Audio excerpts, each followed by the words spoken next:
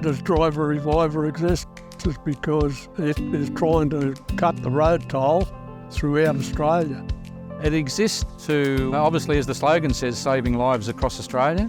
Most people do get fatigued. We've all done it. We go along the road and we just think we'll stop at the next day, but they don't.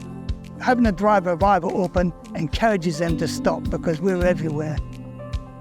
Everybody has to stop. Everybody has to have a rest. Fatigue is our greatest killer, and we're doing something to try and stop that killing.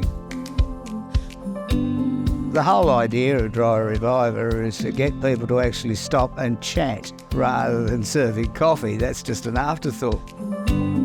My greatest fear is that I'll fall asleep at the wheel. So I think Driver Reviver is a great way for people to break the journey, and it doesn't have to cost them anything. It's important for you to stop every 2 hours to revitalise you, to get your concentration back on the road. And with stopping that every 2 hours, you could be saving your life, your family's life, or another person on the road.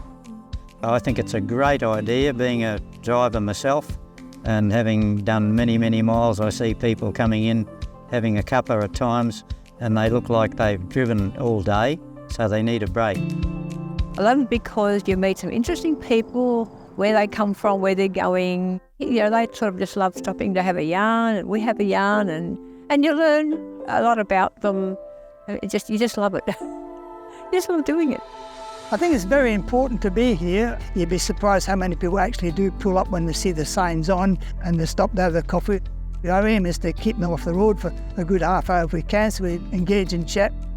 The only thing we get a question about is no caps on top of the coffee. And we say, well, you can't have one because we want you to stop here, rest, drink that. So we're not going to give you a top on your coffee.